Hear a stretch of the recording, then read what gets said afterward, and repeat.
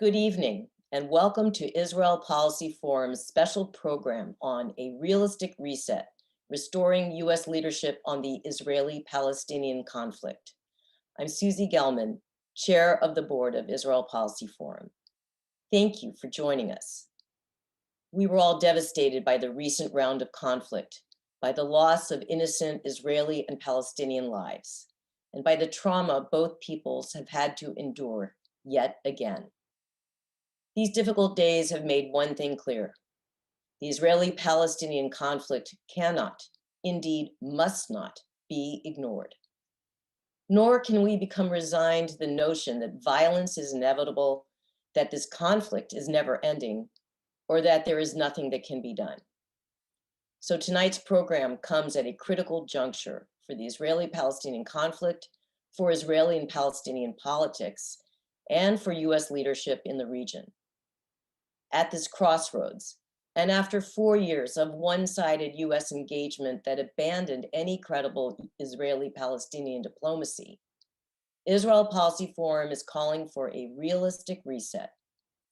We believe that Israel's security must be ensured. We believe that a new relationship must be forged between the United States, the Palestinian leadership, and the Palestinian people. We believe that the new relations between Israel and the Gulf states must be enhanced to make a positive impact on Israeli-Palestinian peace. And through it all, we firmly believe that self-determination for Israelis and Palestinians in states of their own, in two viable states, must remain the ultimate objective, even if it is seemingly out of reach today.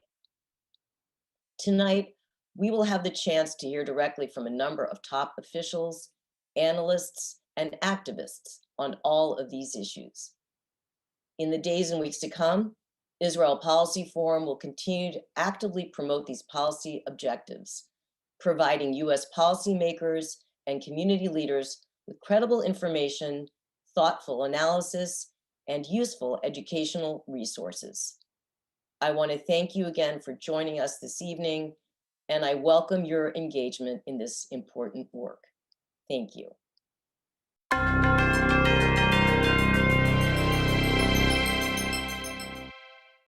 When it comes to U.S. policy on the Israeli-Palestinian conflict, it's time for a realistic reset.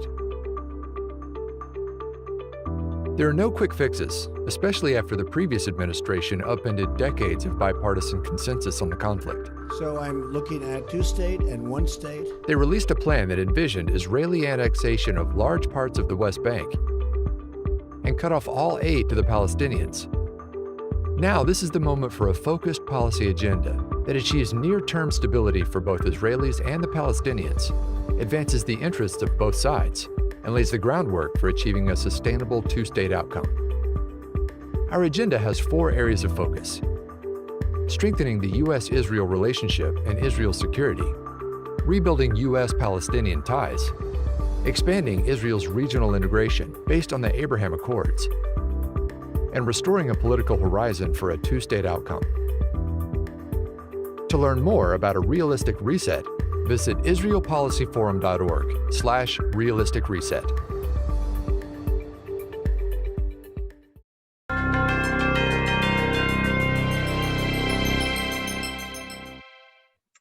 Hello, Mr. Mladeno. Hi, Tal. Good to see you. Good to see you too. We're after 10 days of relative quiet here, thank God. And I think it's a good time to start maybe with a postmortem and to look back at the latest flare-up and to ask you, what do you think was the background, the push to the latest flare-up in Gaza? It comes after 7 years of relative calm and no full-scale military confrontation. So in your opinion, what happened that brought us to this very violent flare-up again? Well, thanks, Tal.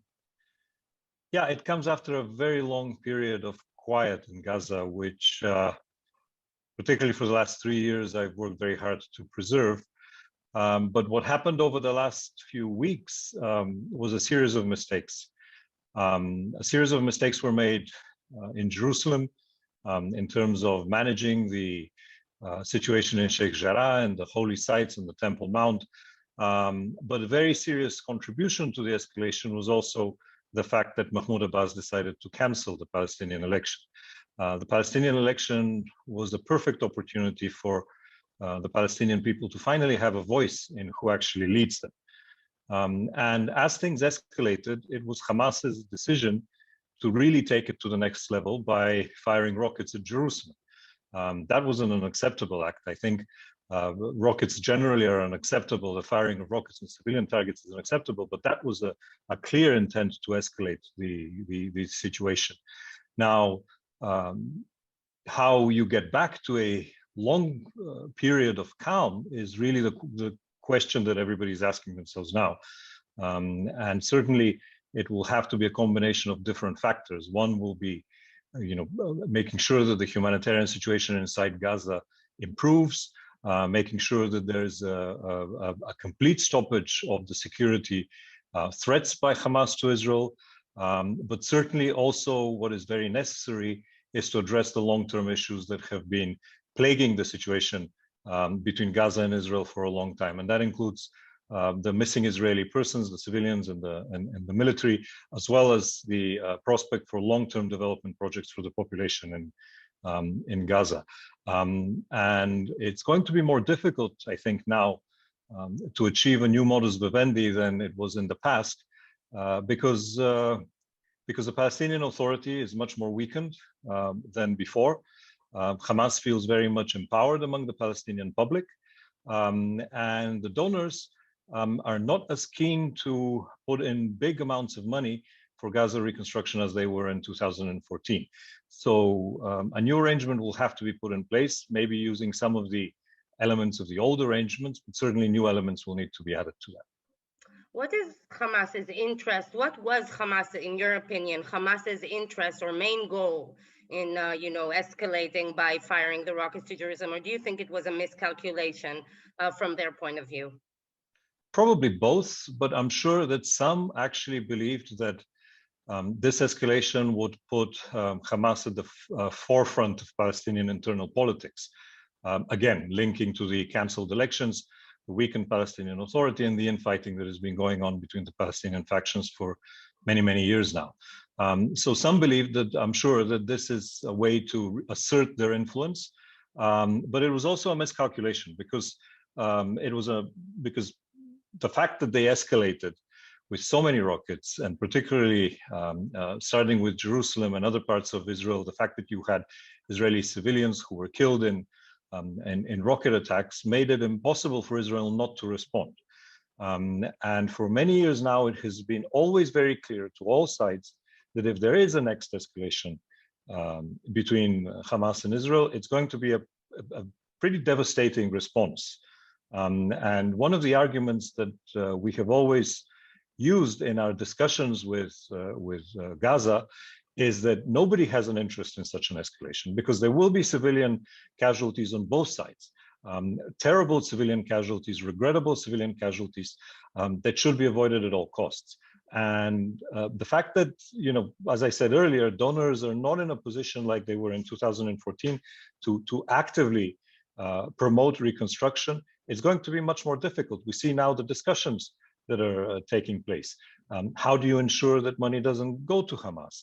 How do you ensure that actually reconstruction happens without, affecting the people who really need the funds and not siphoning off these monies in different directions? How do you keep the Palestinian Authority engaged in a meaningful way? Maybe one of the answers to that question is actually to look at establishing a new government, an independent technocrat government in the Palestinian Authority that doesn't carry the weight of the division between Fatah and Hamas and all that, and is actually able to build up its own credibility by, one, focusing on rebuilding Gaza, and two, actually focusing on getting back to elections. But that government would also face a very difficult task, and that is how to assert security control over Gaza.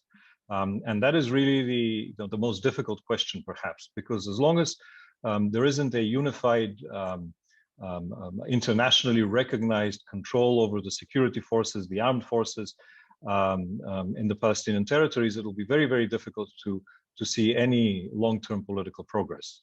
And I also see quite clearly that in Israel, the attitude right now is very different to what it was in 2014, 15, and onwards. So, with elections in Israel and potentially a new government coming into place, all of these calculations will have to be taken into account. Well, from your experience, Israel speaks in a double voice. On the one hand, it treats Hamas as a terror organization, but at the same time, as you know, and you have mediated in the past 7 years or so, there has been indirect negotiations between Israel and the Hamas all the time.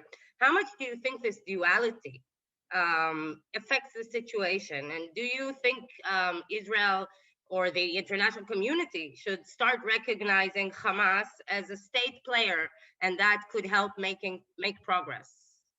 Well, this duality is, in a way, the result of the reality with which everybody has to deal with. Whatever you think and however you qualify Hamas as a terrorist organization, as a popular movement, depending on where you stand, the reality is that they control the lives of 2 million Palestinians in Gaza. And they've controlled their lives for more than a decade. And that control is pretty much total. It is security control, it is control of the legislative framework in which people live, it is political control, it controls the narrative, it controls the news that people see, etc. So there is a duality indeed. And perhaps the international community needs to be very clear on a number of things. One is to say that, security escalations, firing of rockets, provocations at the fence, the construction of tunnels, the throwing of incendiary balloons, etc.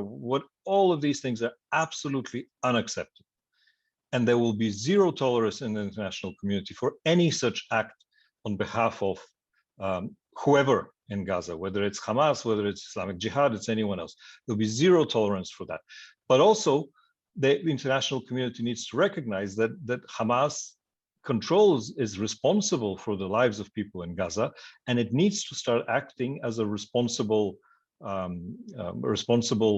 governing entity, if you wish, in the absence of reconciliation among the Palestinians.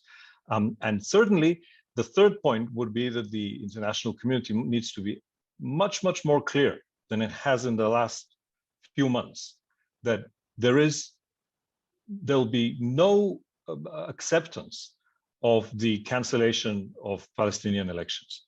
People need to go out and they need to vote and they need to be able to elect their leaders, because all the words of the international community about a peace process, about reconciliation, about dialogue between Palestinians and Israelis is impossible under the current circumstances. And one of the reasons why it is impossible is that you don't have a unified Palestinian leadership with whom to talk. Of course, that's not the only problem. There are many, many other problems, both on the Israeli and the Palestinian side. But certainly starting from that would be a major achievement. So I would say, moving forward, yes, reconstruction. Yes, make sure that there are mechanisms that ensure that the money that the international donors put in place does not go into Hamas, and that it is controlled by the UN, by whatever the arrangement is. 3, make sure that Egypt is intimately involved in all discussions related to the future of the situation in Gaza. 4, make sure that we get back to the agenda of elections. And 5, make sure that really there is a zero tolerance policy for any escalation. So just to see if I understand, without Palestinian reconciliation, the chances of reaching a long-term stable ceasefire in Gaza or long-term calm are low, in your opinion. They're low, but then again, it depends on how you want to look at it. If you start considering Gaza as an entity of its own, different from the West Bank, from the territories that are under the administration of the Palestinian Authority in the West Bank, then you could perhaps see a pathway towards a longer-term arrangement for Gaza. I still think that would be a very, very difficult long-term arrangement, very complicated to achieve, and it's not going to be sustainable. The only sustainable path is actually reunification of the Palestinian national political body under a legitimate leadership that is legitimate from its own people, that is elected by the Palestinians themselves and is recognized by the international community. And of course, that's not an easier path to go down. That's been a complete struggle over the last more than a decade to reach, but it is certainly should be the preferred option to go. But one of the reasons, I want to ask about the West Bank. You know, one of the reasons that Israel supposedly opposes having elections in the Palestinian Authority is because it's fear or concern that Hamas will actually win the elections. But how do you sit that? How does that sit with the fact that, you know, during the recent escalation, and I'm saying this is a positive way, the violence didn't spill over to the West Bank, and it was relatively contained. And this is while everyone tells us that Hamas is getting stronger and stronger in the West Bank, but on the ground, it didn't seem this way. Well, in the West Bank, it was contained because of the security coordination that exists between the Israeli and the Palestinian security forces, and the multiple layers of security structures that operate in the West Bank to make sure that the escalation there is the risk of escalation there is limited. But these structures and these arrangements can take you only so far. If you want to have a sustainable arrangement, if you want to have a long-term arrangement, you must make sure that the institutions of governance are also representative of the people that they govern, that you don't rely only on security enforcement to be able to maintain peace and quiet. And on your first point, look, I saw a lot of the polling. You know, I read a lot of the data that comes out, that came out when there was a prospect for elections, and I wasn't at any point convinced that Hamas, or anyone for that matter, was going to win over 50% of the Palestinian vote. It may have broken up, and certainly Hamas has a lot of followers, just like Fatah has a lot of followers, but there are others as well.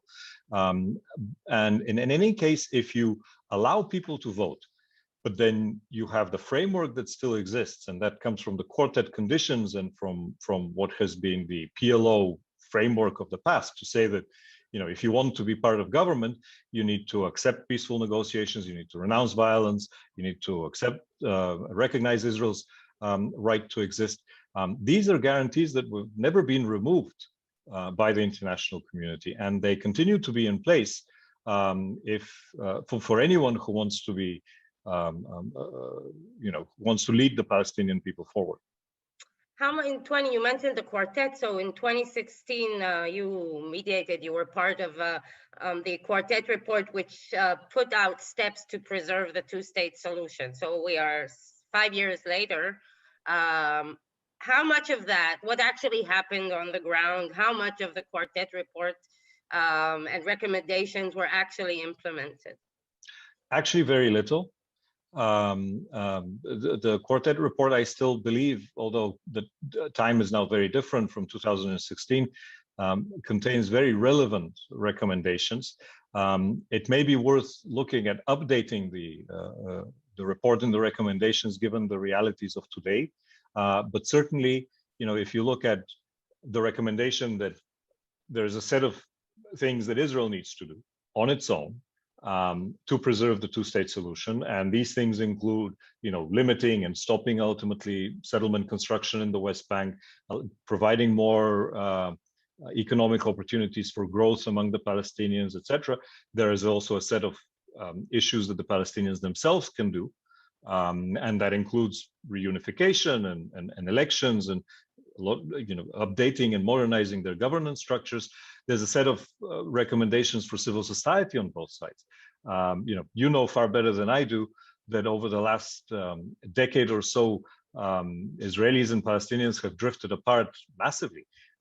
They don't talk to each other on a person-to-person level.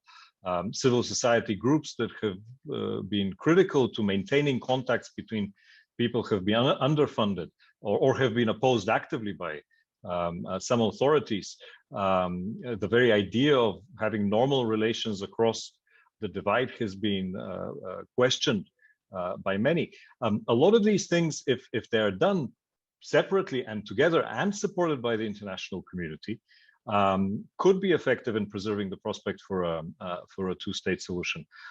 I guess, and I don't want to sound cynical, and please don't take me wrong, but what the last escalation has showed us is that really there is no one-state solution to this conflict. And really the sustainable way forward is for Israelis and for Palestinians to separate, and to separate in a way that they have different governments. There's a border in between, and then you put on top of that the appropriate security, economic, and other arrangements that actually also tie them together, but they're governors of their own fate. Jews should never, and rightly so, accept that they should be a minority in their own land, and neither can the Palestinians accept to be sort of some sort of citizenship that is not in equal rights with everyone else. I have so you were cynical, so I'm going to be naive. How much do you find?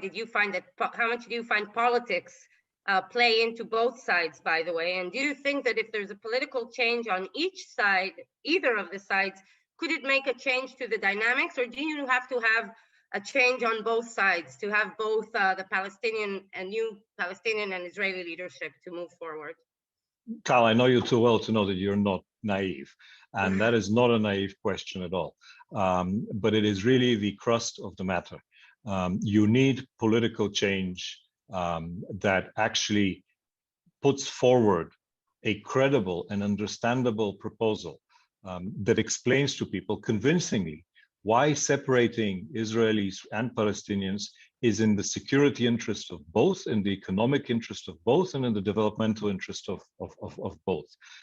Sadly, what I've witnessed over the last decade is that there's really no one in Israel who's willing to take up that fight, either intellectually or politically, for that matter, because it's a very difficult conversation to have. It takes a lot of political skill and a lot of political will to be able to reshape public attitudes in that direction. But there's certainly no one else on the Palestinian side, because it's much more comfortable to sit in the status quo of today for some, not for the ordinary people, in a way that it actually avoids you from, prevents you from taking more responsibilities or taking difficult decisions. I've often compared, the Israeli and the Palestinian political cycles. I mean, look, you guys had 4, almost 5 elections, maybe in what, 2.5 years. On the Palestinian side, there hasn't been a single election in more than a decade. And Israel has a hyperactive, knee-jerk political process. On the Palestinian side, there is no political process, and certainly you do need new leadership, but you also need things to be thought through.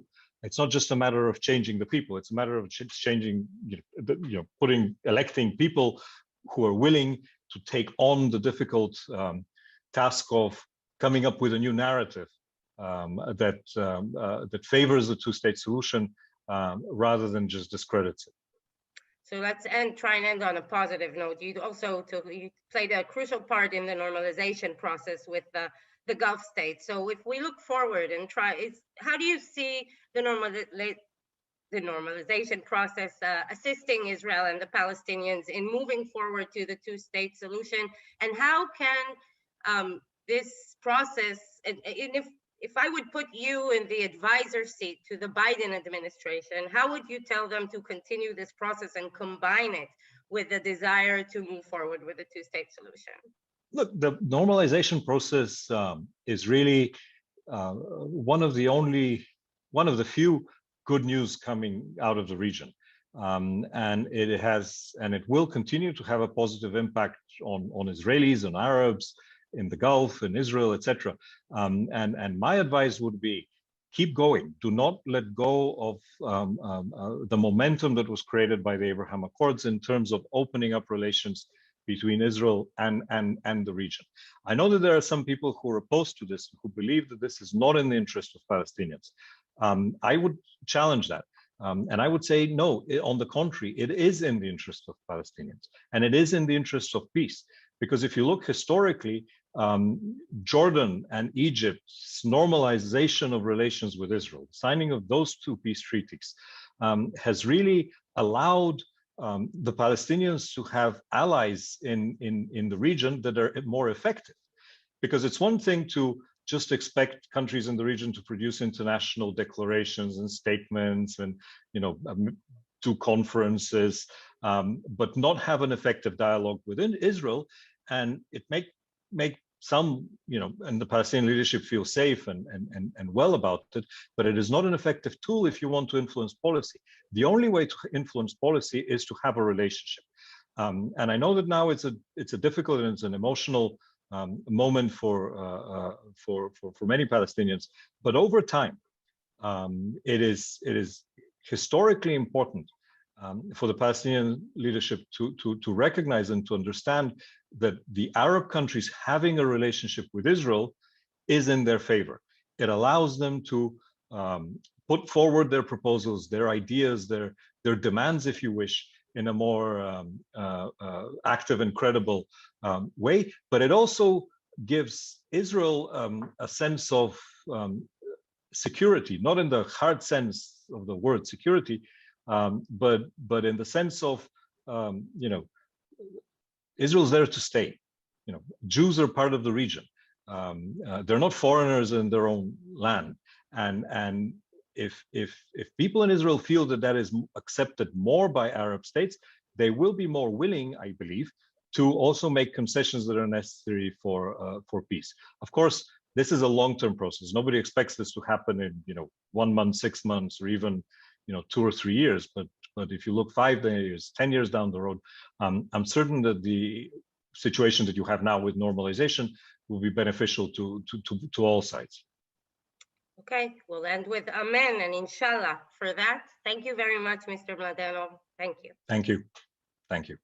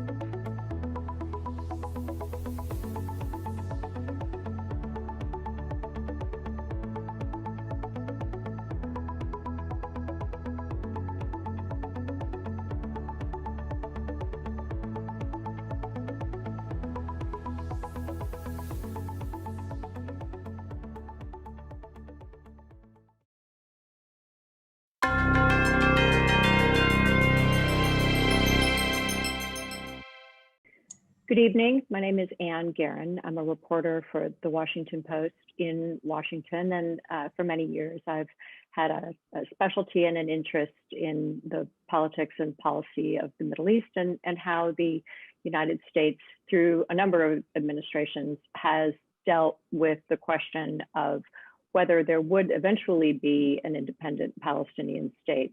Traveled with a number of secretaries of state in pursuit of that.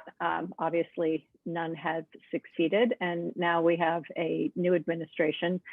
And we'll talk shortly about what we think the administration may be interested in doing and how the possibility, likelihood of a new government in Israel might affect that. I'm going to begin with Shira Efron. She is a policy advisor to the Israel Policy Forum and also a visiting fellow at the Institute for National Security Studies in Tel Aviv. She joins us from Tel Aviv. Shira, I know that it's everything is still a bit up in the air, but if you could talk just briefly about what you see there in terms of the potential policy, foreign policy implications for a government that would not include Benjamin Netanyahu for the first time in 12 years. What might that new government be looking to do on the peace front that Netanyahu never did? Hi, Anne. Good afternoon from Tel Aviv, and it's good to be with you all. You know, it's so hard to speak of, to imagine a different government, right, with such a dominant person at the helm for 12 years, and actually it's a quarter of a century since he was elected for the first time. It's going to be an interesting coalition, right, with very hawkish parties on one side, arguably more hawkish than Netanyahu on the Palestinian issue, Naftali Bennett, Victor Lieberman, Gideon Saar. Those are people, and we can get into it. We know they're against the establishment of a Palestinian state anywhere between the Mediterranean and the Jordan River. On the other hand, you're going to have veto powers for parties on the left. There's the left, Meretz, Labor, and more centrist left, Yesh Atid. We could say that this might lead us to continuation of the status quo and not advancing anything because it's going to be very hard to promote meaningful steps. On the other hand, I think there could be an opportunity here, and unfortunately, it's an opportunity that emerged after the crisis in Gaza. There is a potential, what I'm hearing now, sort of consensus across the board in Israel, across the right and the left, that the policy that so far has been actively strengthening Hamas, a terrorist organization, and undermining the Palestinian Authority, an imperfect partner, but a partner nonetheless, has failed. And needs to be a substantial effort to strengthen the PA. And this is something that I think that even Naftali Bennett, within his red lines, can live with. Anything that would give the Palestinian Authority more autonomy, more power, both in the economic realms, diplomatic ones, political ones, and security-wise in areas A and B. And for the audience, you know, this is how the West Bank was divided after in the Oslo Accords. I think this is something that can be promoted, and it would be great if the US administration focuses efforts in this area, in addition to, of course, the need to reconstruct Gaza and prevent a humanitarian crisis there, but in a way that brings the PA in more successfully than this was done until now. Thank you. Ambassador Indyk, I'll turn to you next. I think probably most people watching know Ambassador Indyk from his work as a US ambassador to Israel, also a longtime author and scholar based in the United States. Martin, if I may, can you talk just a little bit, picking up on what Shira said about Naftali Bennett's views? A Prime Minister Bennett might reasonably be expected to be possibly the worst thing that could happen for a two-state solution, since he has said very specifically that he opposes one. First of all, do you think that's right? If not, why not? And what would a US administration be smart to do and be thinking about now in terms of approaching a Prime Minister Bennett, given his past statements on the issue? Thank you, Anne, and good evening, everybody. I think that first of all, it's a historic moment, if indeed Bibi Netanyahu is no longer prime minister. And it's particularly historic when it comes to the peace process, because I personally was there when he became prime minister the first time and worked with him as ambassador to Israel during that period. And it became very clear to me then, and it's been proven since, that he had no intentions of going ahead and fulfilling the Oslo Accords with its promise or the hope of a two-state solution.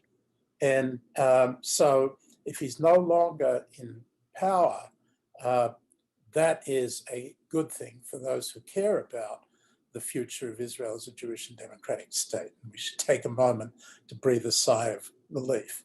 But the damage has been immense. And a process of rebuilding is going to be very difficult. And to your specific question about Naftali Bennett, he is the most ideologically opposed to an independent Palestinian state and the strongest proponent of annexation of Area C, that's 60% of the West Bank, that is still under Israel's control. Now, of course, he's going to be constrained, as Shira has pointed out, by the fact that he's heading up a coalition government, and many of the members of that government will oppose any effort on his part to try to push that, even to expand settlements, even to legalize the illegal settlements, which the right wing now conveniently calls younger settlements. So I think that freezing the kind of status quo is possible, but how to advance towards a two-state solution is going to be the real challenge. And I think that while Shira talks about a possibility here of strengthening the PA, excuse me if I'm a little cynical about this, because we've talked for a long time about strengthening the PA, and the PA is unfortunately a corrupt organization with a sclerotic leader in Abu Mazen. And one has to be very skeptical that this is a real policy that can be pursued effectively. Worth trying, better than the alternative of strengthening Hamas, but I have my doubts. I do think that we need to rethink and not just assume that nothing can be done on the issue that's most important in terms of the two-state solution, which is the territorial issue, and I'll be happy to get into that later. But I don't think that we should simply embrace the idea of strengthened autonomy, because we've gone down that rabbit hole before, and we know it's a rabbit hole. Yeah, sure is. And interestingly, that even before the Gaza crisis in May, President Biden did not appear particularly interested in jumping down that hole. I want to turn now to you, Michael Koplow. Michael is the policy director for Israel Policy Forum. I think many of you have heard him speak before. Michael, at the close, or what appeared at the time should be the close of that 11-day crisis in Gaza, President Biden was asked what he wants to see happen next.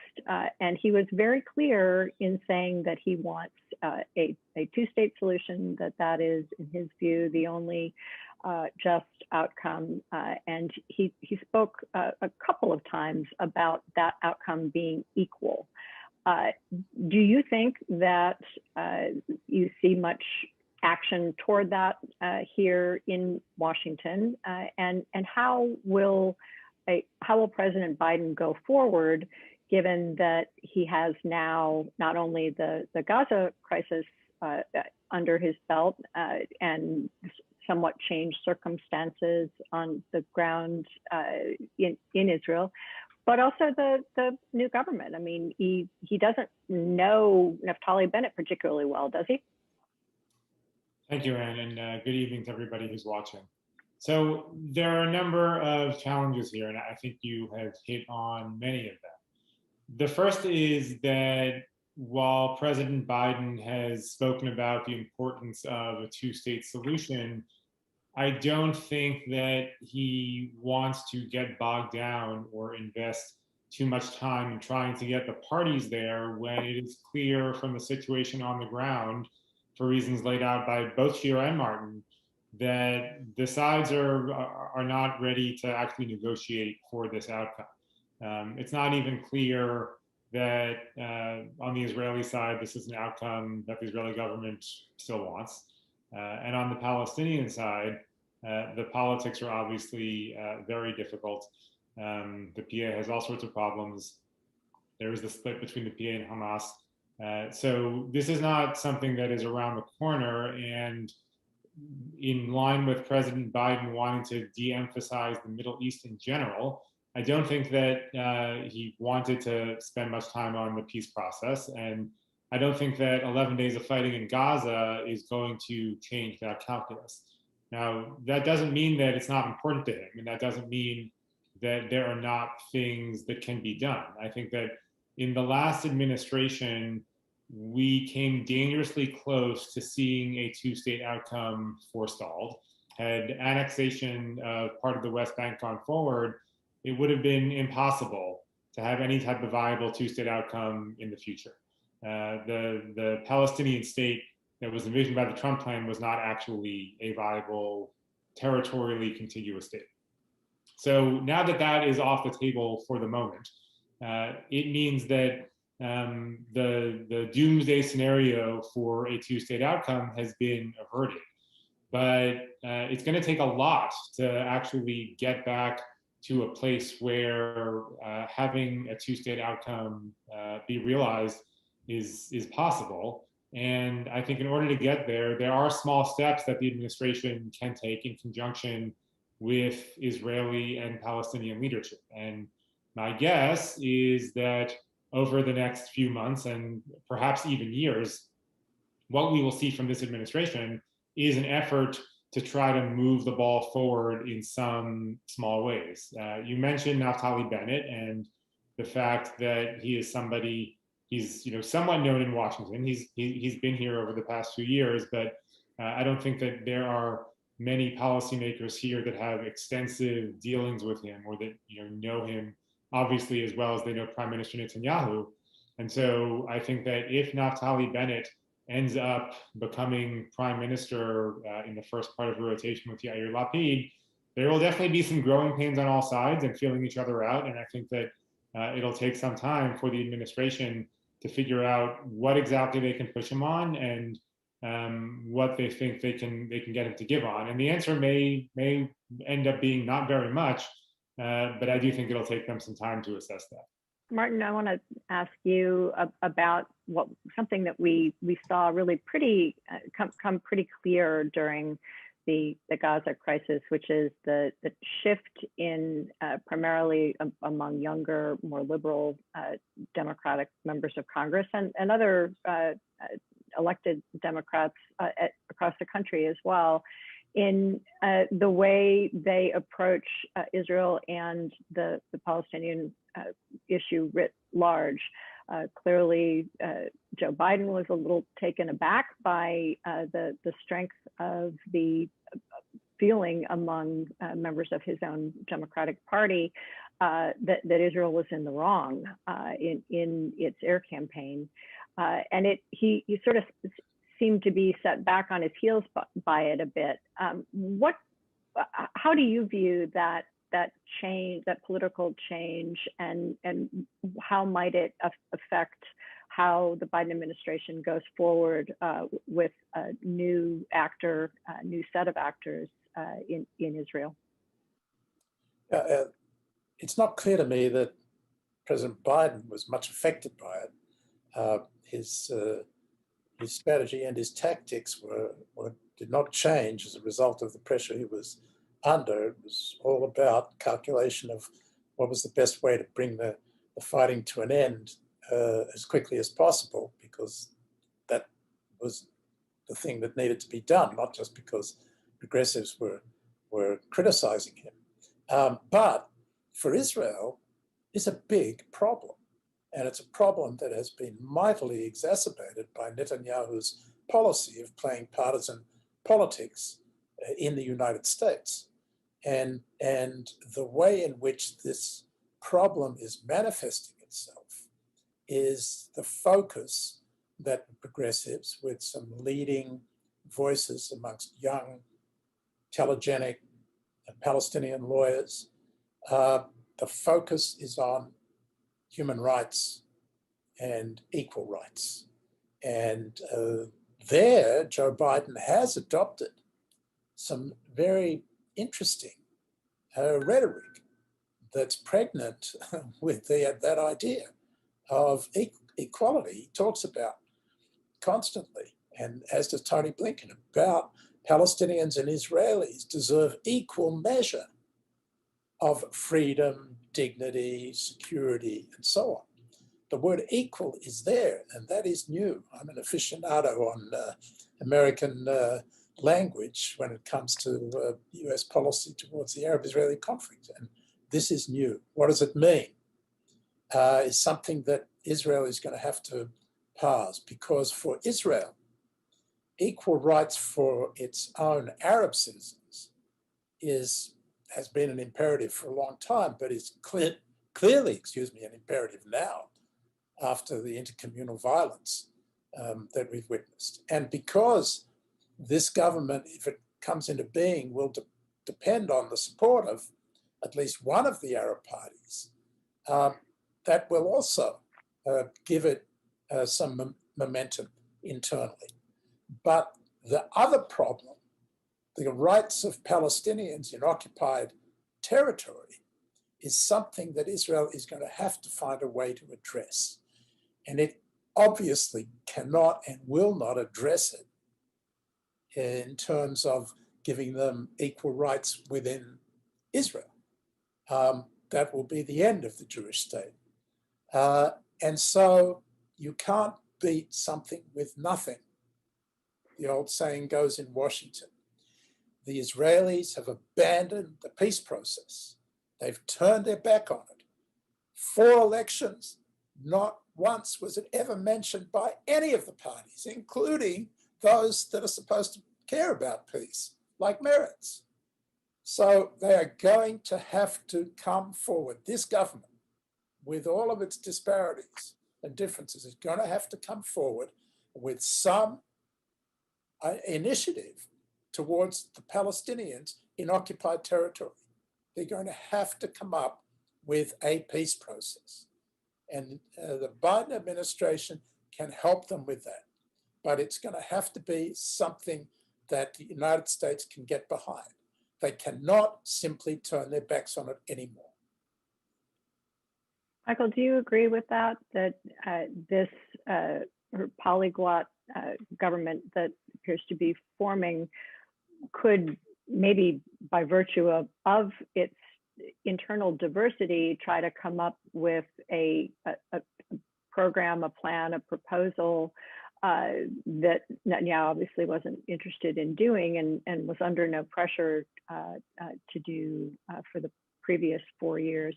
That it's, the phrase that's often used in the United States is that our strength comes from our diversity. I wonder if you think that there's a potential for a parallel strength in this new government, just because it involves a little bit of essentially every political view in Israel now.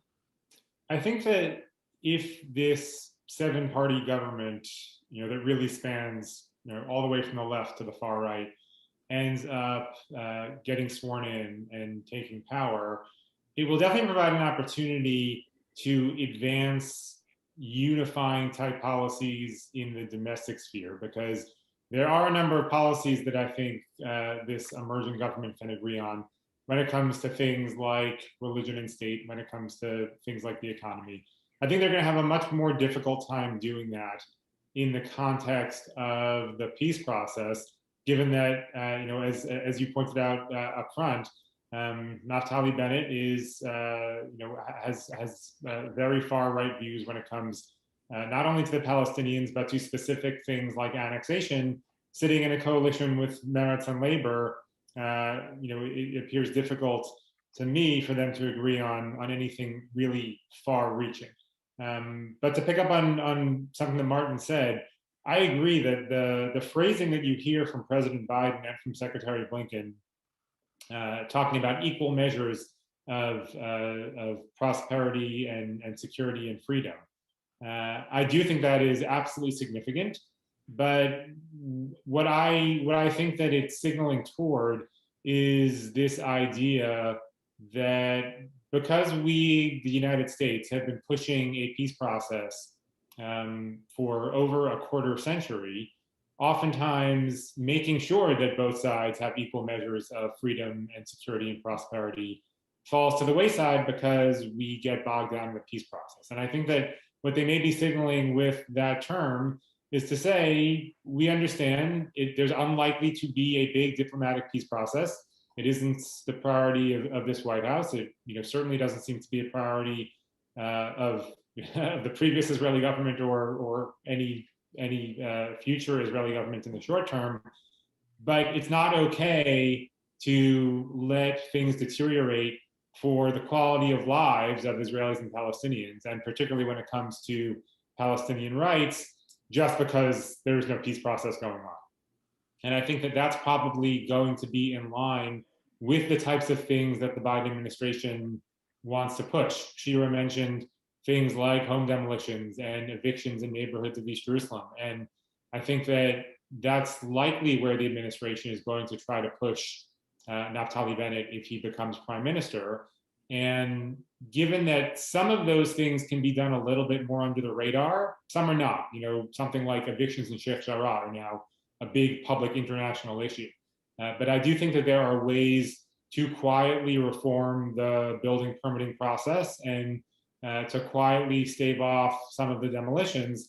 And I think that if the United States and the Israeli government can come to some sort of an agreement on some of these real quality of life issues that also tend to inflame Palestinian public opinion and that also tend to weaken the Palestinian Authority, those will be steps toward not only getting back toward a two-state outcome, but also steps toward implementing this notion of equal measures of freedom, security, and prosperity. We only have a couple of minutes left, so maybe Martin, I'll give you the last word here. If there was one thing that the Biden administration could do in this moment to make its own views known and advance the idea that President Biden said as recently as 2 weeks ago he wants to see, what advice would you give Biden and Blinken to do now? This is a somewhat unforeseen moment of potential political opportunity for them, right? Well, I think the challenges for Israel, the opportunity is not clear, but all the things that Shira and Michael have said, what we can call baby steps to rebuilding trust and confidence between Israel and the Palestinians, are all things that the Biden administration is getting behind and will try to move forward. But I think that the Biden administration has a healthy approach, which is to keep the onus on the parties. It's not a vital interest of the United States. We have vital interests that we have to take care of. It is a vital interest for Israel. And Israel is the one that's going to have to take the initiatives here. And the United States will get behind it, just like we did in this latest crisis. But it's inconceivable to me, but probably likely, that Israel will simply go back after having this confrontation with Hamas, that Israel will simply go back to ignoring the Palestinians again and tinkering with quality of life, because that is only going to postpone the problem for Israel. So my advice to the Biden administration is to speak the truth to the new government in Israel, to tell them it's on their shoulders. They are going to have to address this. And when they're ready to address it, come talk to us. We'll get behind it. You'll have our support if it's something credible. But you are the ones who are going to have to take the initiative.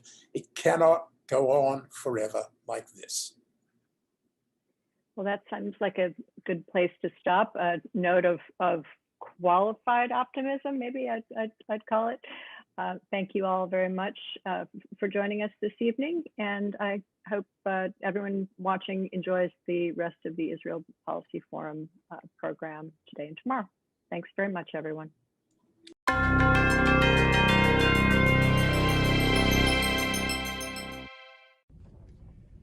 Hello, and thank you for inviting me to your annual policy summit. I speak to you today on behalf of the Biden administration after a heartbreaking few weeks where we witnessed the loss of innocent lives, including dozens of children. As an American, I find this cycle of conflict totally unacceptable. Our Deputy Assistant Secretary for Israel and Palestinian Affairs, Hadi Amr, returned from 2 weeks in Jerusalem and Ramallah, during which he accompanied the Secretary of State for meetings with Israeli and Palestinian leaders and civil society groups. When the conflict began, our work at the State Department supported the efforts led by President Biden to demonstrate a firm commitment to Israel's security and work towards a path for achieving a ceasefire. Now, we're focused on ensuring the ceasefire is maintained and doing what's possible to make sure Israelis and Palestinians alike have equal measures of freedom, security, and prosperity. We're grateful to our partners across the region, especially President Sisi and the senior Egyptian officials who played a critical role in this diplomacy, as well as the important contributions of other partners, including Jordan and Qatar. As I've said, the United States supports equal measures of security, opportunity, and dignity for Israelis and Palestinians alike. We're firmly committed to Israel's security and right to defend itself. During the conflict, we saw the Iron Dome system, which our nations developed together, save the lives of countless innocent civilians. The president is clear about this administration's support for replenishing this system, support Israel's ability to defend itself in the future. At the same time, we also know that only by affording Israelis and Palestinians opportunities to achieve what we all seek, equal measures of freedom, security, democracy, dignity, and prosperity, will we be able to break the cycle of violence over the longer term. We can never lose sight that what we do today is for the betterment of future generations. In the near term, our focus is on addressing underlying tensions and avoiding flashpoints. The intercommunal violence we saw was shocking, and bridging differences will take leadership at every level of society, from elected officials to community leaders to neighbors. We need to break the cycle of violence and conflict that leaves people without the hope they need to build their societies and live peaceably as neighbors. To this end, we believe it's critical for Israelis and Palestinians to refrain from steps that exacerbate tensions and undercut efforts to advance a negotiated two-state solution, such as annexation of territory, settlement activity, demolitions, incitement to violence, and providing compensation for individuals imprisoned for acts of terrorism. We remain concerned about the potential eviction as well of Palestinian families in the Silwan neighborhood and in Sheikh Jarrah, where they've lived for generations. We also stress the importance of maintaining the status quo at the Haram al-Sharif Temple Mount area. We continue to view a two-state solution as the only outcome that preserves Israel's identity and affords Palestinians security and dignity in a sovereign state of their own. The United States is providing assistance to the Palestinian people to include emergency shelter, food, relief items, and healthcare, as well as mental health and psychosocial support for those who experience trauma. As we do around the world, the United States will provide this assistance in the West Bank and Gaza through experienced and trusted independent partners who distribute directly to people in need, not through de facto government authorities. Our development and humanitarian partners have aggressive risk mitigation systems in place, ensuring U.S. taxpayer-funded assistance is reaching those for whom we intend it, the women, children, and men most in need of life-saving assistance. We have important work still ahead. Just as we focus on bringing about a ceasefire in the past, we are working towards progress in the long term. Organizations like yours play a role in building this future. With that, I thank you for all the important work that the Israel Policy Forum does and your support of peace and security in Israel and in the greater region.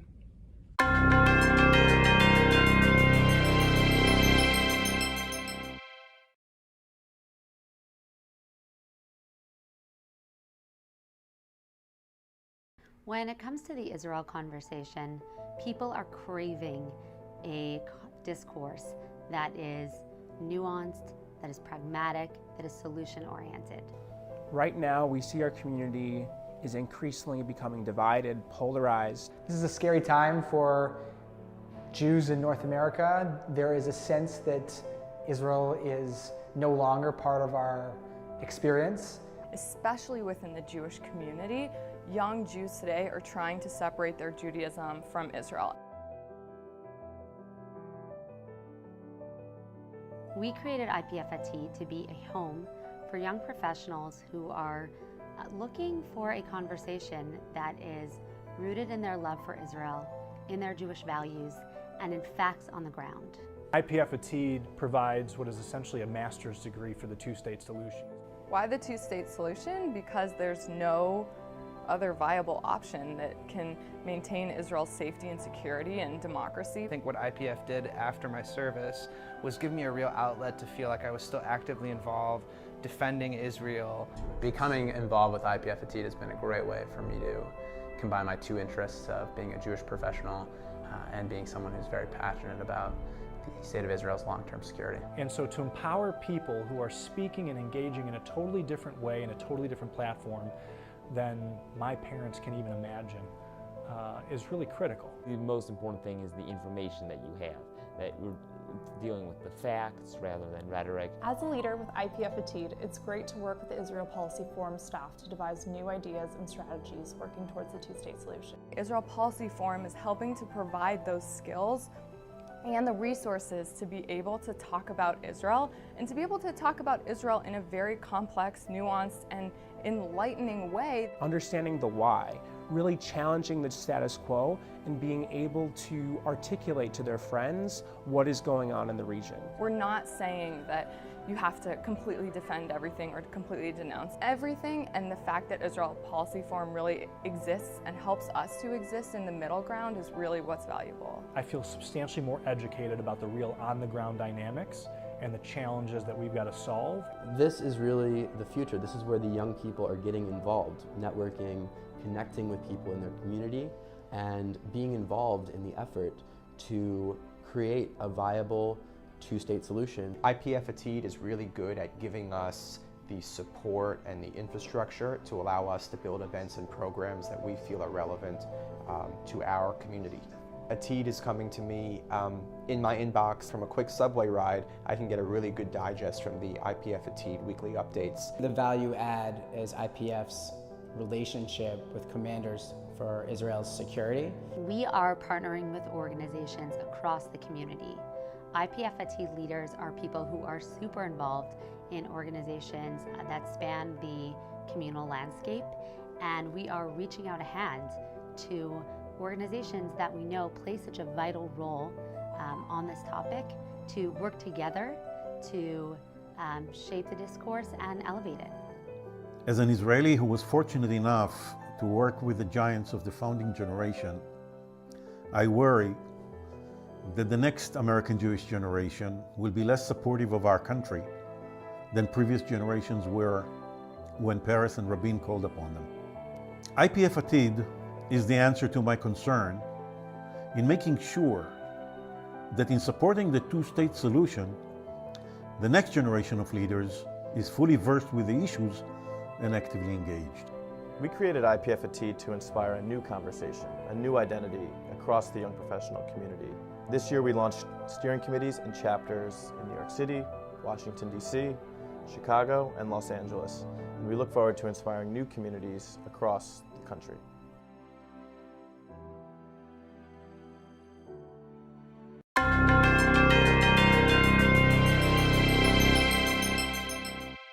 A month of increased tensions and violent clashes in Israeli streets, as well as deadly rocket exchanges and airstrikes between Israel and Gaza that killed over 200 Palestinians and a dozen Israelis, have been devastating to local communities and have left international observers shaken and eager for reliable information and analysis. Today, we're joined by two individuals tasked with the tough work of repairing, and in many cases building, the relationships between Israeli Jews and Palestinians. Huda Abarkub, on-the-ground regional director of the Alliance for Middle East Peace, and Alon Lee Green, the founding national director of Omdim B'Yachad, Standing Together, a progressive Jewish Arab grassroots movement, will help us understand both what we know and where the last few weeks leave us. Huda and Alon, thank you for joining us to share your insights. What have the last few weeks felt like for you personally? I'm 51 years old. This is not new to me, you guys. And it's unfortunate that when we think of Israel and Palestine, we keep building towards a time where violence is going to erupt and civilians will lose their lives. But I think what was important to me personally at that moment is to watch how the Palestinian dynamics were playing. And for the first time since ages, I felt a sense of unity that even was directed against the Palestinian Authority and in few cases against Hamas. But there was a sense of unity among the Palestinians themselves when it comes to how we should communicate with Israel. And there are two trends. One is that the two-state solution is not working and the Palestinian Authority as a project is not working and the rockets are not working, but at the same time, they bring a lot of attention because unfortunately, this is the language that Israel as a government understands rather than people. And unfortunately also, there was a setback when it came to the sense of coexistence that was created in the Israeli-Palestinian society, what we call the shared society. Suddenly, there was a wake-up call to all of us when it came to how we define coexistence. And I think this is the biggest moment for us as people who are working in the peace-building community. It's important for me personally to transfer this traumatic experience into a strategy that rebrands peace building and coexistence in Palestine and Israel, and it give it a stronger existence, visibility, and voice. Thank you, Huda. I was feeling very afraid, to be honest, in this past few months, but next to it, I also felt very hopeful. Afraid because it was a scary reality for us. Just within few hours and days, reality shifted again into a very violent reality in East Jerusalem, in the neighborhood of Sheikh Jarrah, in the Al-Aqsa Mosque, in the old city. And then between Israel and Gaza, rockets started being shot on the Israeli cities. Bombs were dropped on Gaza. We had some time to run to shelters. People in Gaza have no seconds even to go to shelters because they have no shelters. And within a day, this all violent just got inside the Israeli cities. And everywhere you looked, you see, and you saw more violent, and you heard it from the news, and you heard it from the parliament, and you heard it from our government. And the answer was, of course, more violence for them. And it was very scary. It was scary because of my family. My grandmother and mother came to live at my apartment because my grandmother cannot step down from the fourth apartment, from the fourth floor to the second in just a minute. I was scared for people, living in the South, my friends, people that I know, and I was feeling terrible about the people in Gaza losing their lives, and even children, because of yet another cycle of violence. But next to it, I saw a phenomenon that was very interesting, that we didn't see in this magnitude in last wars, or even in October 2000, which is a bit of a similar question to look at if you talk about the violence inside the Israeli society that we saw in the last few weeks. And that hope was, I would not call it coexistent, to be honest. I would call it a shared struggle, where Jews and our Palestinian citizens of Israel, people living together in our Israeli society, coming out together from the north to the south, in the periphery, in the center, in Jewish towns or Arab towns, coming together and saying no to the violence, but also saying no to the war, saying that only an Israeli-Palestinian peace can end this reality and situation, and being very clear also that the occupation, the Israeli occupation of Palestine, is the root cause for the reality that we're seeing right now. And we have no illusions. It's not that we can coexist and give candies and flowers to each other and everything will be sweet and nice, but we need to struggle and we need to fight together in order to change the reality. And we took upon ourselves, as standing together as the movement inside Israel, a very difficult task, but this task is to build a majority inside our society. We believe that we can beg for the world to come and save us from ourselves, but it will not happen. Who will do it? Bolsonaro in Brazil, or Boris Johnson in Britain, or Modi, or I don't know, Biden? No, it will not happen. But we need to rely upon ourselves and the people in Palestine, people here and people there, to fight together and to bring peace, because our government will not do it for us. Alon, you mentioned that this round of violence and tensions felt different in some ways than previous rounds. Can you talk a little bit about in what ways it felt different within Israeli society this time? Yeah, I mean, we do, there is this tendency between Israel and the Palestinians to go on cycles of violence.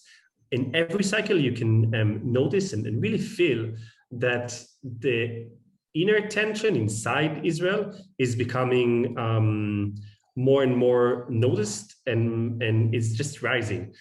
This time, it wasn't just, racist calls or, groups of young people in Jerusalem going together in the street and chanting death to all Arabs, things that we've seen in 2014, we saw it in 2009 in both wars.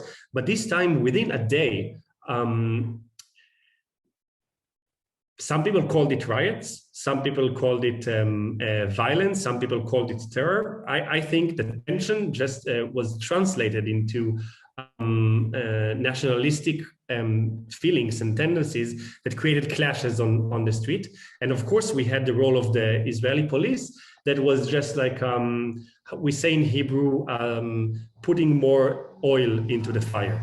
And we saw a police that was seeking to setting more and more violence. And we saw ministries and the government calling to bring the army, the Israeli army that is supposed to deal with things outside of Israel, into the mixed cities and into Arab neighborhoods in Israel to deal with Israeli citizens. This is not the role of the army.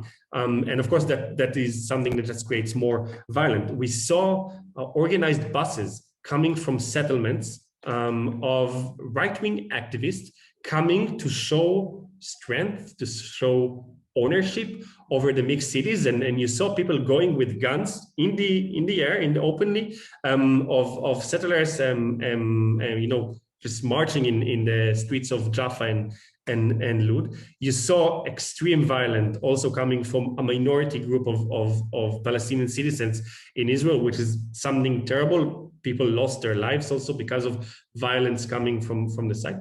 But I don't think there is symmetry. And I think you could see that something was organized and pushed, and the incitement, you could feel that the government is seeking to just add more and more fuel to this fire. And I think people in both sides, in both societies, are the victims of this reality. People that are living in Akko or in Lud, people living in Jaffa, whether they're Jewish or Arab, just seeking to live their lives quietly and peacefully, living all of a sudden in a war zone inside the Israeli street. This is something you couldn't run away from, and just hearing in the news again and again and again that the only solution for that is to send troops inside those cities was the complete different direction of what we really needed. And it was unfortunate that this time even the left parties in Israel were in the middle of negotiations for a government that is anti-Netanyahu government, chose to keep, I'm saying it gently, to keep silent and not to come in front of a camera and to say, this is just crazy. We could and we can have a different way of going into a calmness situation instead of inciting more fire. We can go into the direction of achieving a hudna, a ceasefire, instead of bombing and getting more bombs. And we can go into the direction of ending the occupation and having an Israeli-Palestinian peace instead of preserving the occupation or making it even deeper. You didn't hear this message. So what is the role of the Israeli peace camp if not to come in days of war, in days where the fire is on the street, and to say that another reality is possible? And that is a big change that we saw this time, and it was very disappointing. Mm-hmm. So we talked a lot about some of the top-down issues affecting both Israelis and Palestinians. I'm curious how both of you think about getting everyday people to trust one another in these communities, or to care about cooperation when there's so much segregation and distrust runs so deeply. I think the first point here is to admit that we are not living post Oslo anymore. And we have to go back to 1995 and understand that the killing of Rabin changed Israel that the Palestinians were dealing with at the time. As peace-building community who believes in people-to-people relationships, we need to acknowledge these facts. We need to be realistic about what we are building towards. I think the whole notion of peace-building has to be rethought in a way that speaks to the needs of the community rather than the political aspirations of one party over the other. And that doesn't come from vacuum. It has to come from a place where people trust that process, where they believe that their voices are going to be brought in, and there will be inclusivity rather than exclusivity. The peace camp failed because it was an exclusive club. Especially in Israel, it refused to give a place to the very hardline voices within the Israeli society, and they ended up ruling Israel. And so this kind of separation internally inside Israel and inside Palestine. I'm not claiming here that the Palestinian society is not fragmented. It is fragmented politically, geographically, economically, in every way possible. So what we need an honest broker that can bring people together, and that honest broker should not be the American government or leadership or the world. It has to be local. That brings people together, have faith in the process of acknowledging the context and bringing their voices truly into the table. We need to push for more representation of youth in both societies. We're losing the youth to the most the most aggressive voices in our society, because again, we are back to square one. The only language that this conflict and the world responds to is the language of violence. And we need to change that. and it's only us who can change that. So honesty, inclusivity, strategically speaking, acknowledge reality that we're not working in a post-peace agreement era, and work hard on changing the leadership. It has to be a call for changing the leadership based on people's needs. That's why I offer the needs, the human needs theory as part of that kind of conversation within the peace building community. We cannot continue deceiving people with slogans when reality is actually hitting us hard in the heart.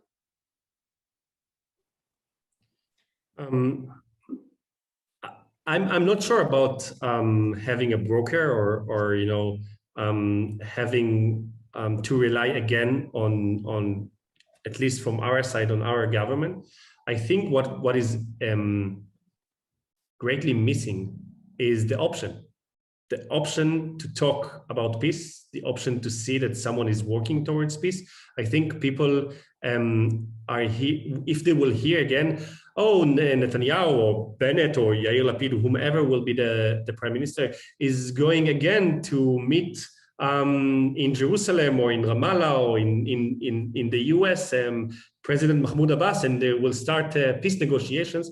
People will say like, what? We had again and again and again peace negotiations. They negotiated for the sake of negotiation. They negotiated because some American president told us that we need to negotiate, but nothing happened. And I think people are disappointed. But what we don't hear in our society and also in the Palestinian society, both sides of the border, is that there is an option to end this reality. There's an option to live in an Israeli-Palestinian peace where budgets and funds will be directed into the society, into the education or the crumbling houses in Israel, into building more public housing or investing in infrastructure in Israel. We need to hear that there is an option of a different kind of politics. And unfortunately, people in politics don't believe that anymore. They talk, you know, about every other issue but bettering our lives and working for peace.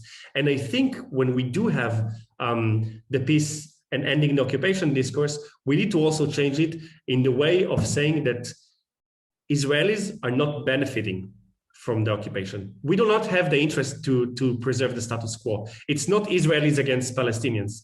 Both people are suffering and are victims of the occupation, while a very small elite, a very small group is benefiting from preserving the reality as it is.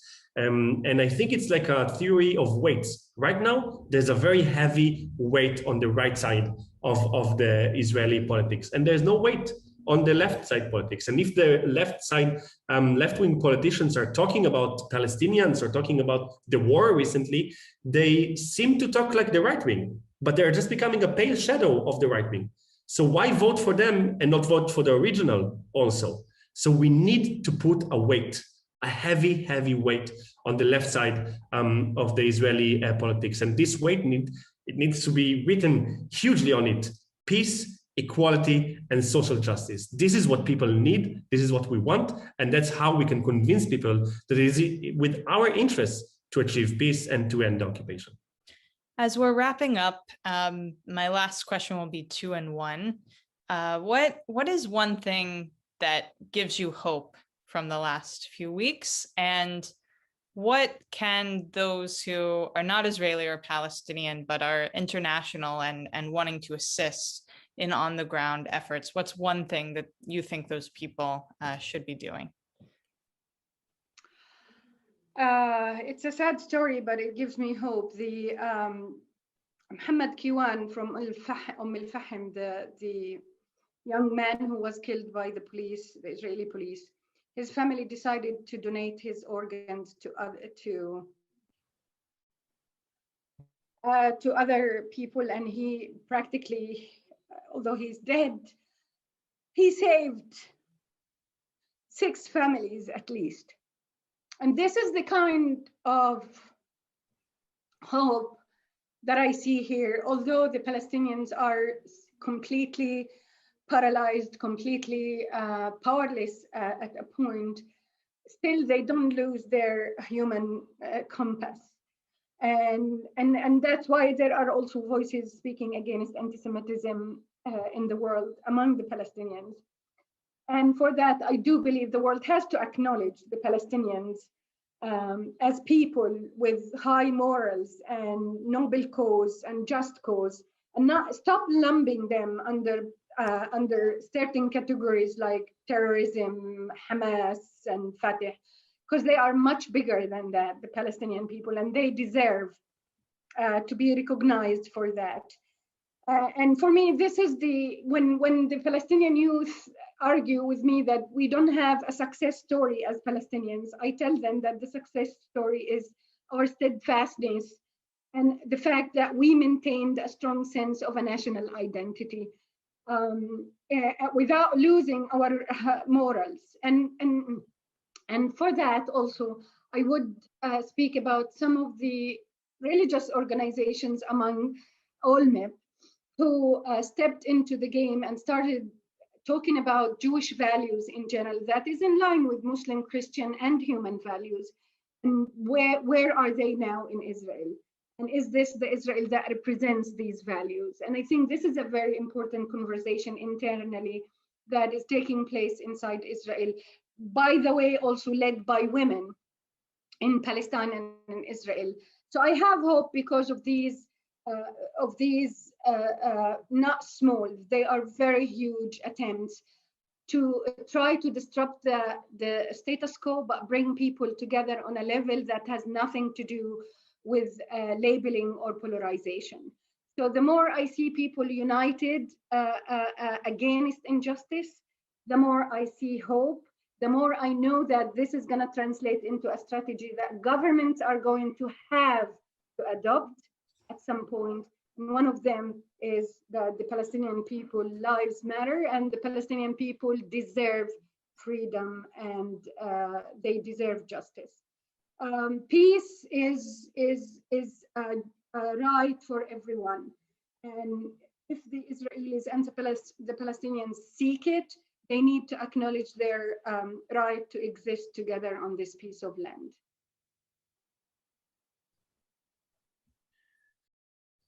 For me, first of all, I completely agree with Huda about the story of Muhammad Kiwan. We were actually on the ground that day, also in Fachem, in Nazareth, in some demonstrations, and it was heartbreaking to receive the news. Also, understanding that he was just coming back from, eating with his friends, not participating in anything that, is slightly violent or have anything connection even with a protest.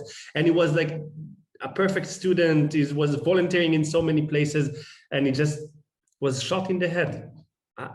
I don't know, it was a heartbreaking, and the fact that his organs were donated and he saved lives of also Jews, it gives a lot of hope. But I also think that it's weird to say, but the images of beaches in Gaza this weekend and beaches all across Israel being full of people just a few days after war, that gives me hope, because the people in this land, whomever they are, they want to live, and they have a strong sense of wanting to have a normal life, good life. And I think this sense, this strong will can win. And this will win over every obstacle only if we can point it in the right direction of also, translating this will into a political action, into a mass action. And I think it can happen. Yeah, co-resistance for resiliency. Just a question about what people outside of Israel could do. It's always a tricky question, but I think we saw a strong comeback of the Israeli-Palestinian conflict story into the table and into the political maps around the world. People were talking about what's going on. People were learning about the facts. People were shaping their stands. And I hope it will be a process of learning that will also be translated in the end into taking action. Sometimes taking action even against your own governments that are funding the occupation, that are turning a blind eye to what is going on in this region. And I think it is important to know the facts. It's important to know that no one is going nowhere. I heard people telling to the Jews, go back to Poland or go back to Ukraine. I even got it as a peace activist in Israel. I'm not going anywhere. None of my friends, none of the Israelis, Jewish people is going anywhere. We will stay here, but we will fight that this land will be for all of us, that it will be equal and it will be free. That's the only way. Huda and Alon, thank you both so much for sharing your time and insights and stories of humanity from the last few weeks of violence. Thank you both so much. Appreciate it.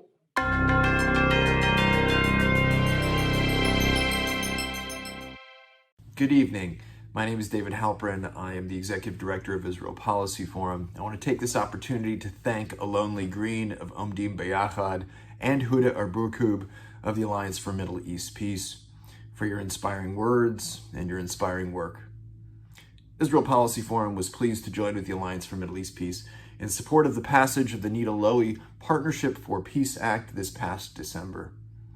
And as part of our Realistic Reset agenda, we support the extension of that investment in people-to-people initiatives into a true international fund to really invest in the next generation of Israelis and Palestinians, engaging together and crafting a future in which both peoples can live alongside one another in peace. I want to thank all of our special guests during tonight's program, and I want to especially thank our incredible staff and our board for all that they do to advance our work. And of course, I want to thank all of you for tuning in tonight, for your engagement in Israel Policy Forum's work, and for your support. I hope you'll tune in again tomorrow afternoon, Thursday, June 3rd, at 4 p.m. Eastern, 1 p.m. Pacific time, when we will have the opportunity to hear from the Chairman of the Senate Foreign Relations Committee, Senator Robert Menendez of New Jersey, followed by an incredibly timely conversation with two of really the top political analysts in Israel, Barak Ravid of Axios and Tal Schneider of the Times of Israel. They will provide us with their analysis on the very fast-moving political developments this week inside Israel and what it might all mean for the future. Once again, you can find more information about Israel Policy Forum's Realistic Reset agenda that we put forward tonight at our website, israelpolicyforum.org. While there, you can also find information about upcoming programs such as these, and you can support our work. And I hope you will consider doing so. Once again, thank you so very much for joining us. I hope to see you tomorrow afternoon, and thank you so very much for your engagement and support. Have a wonderful evening. Good night.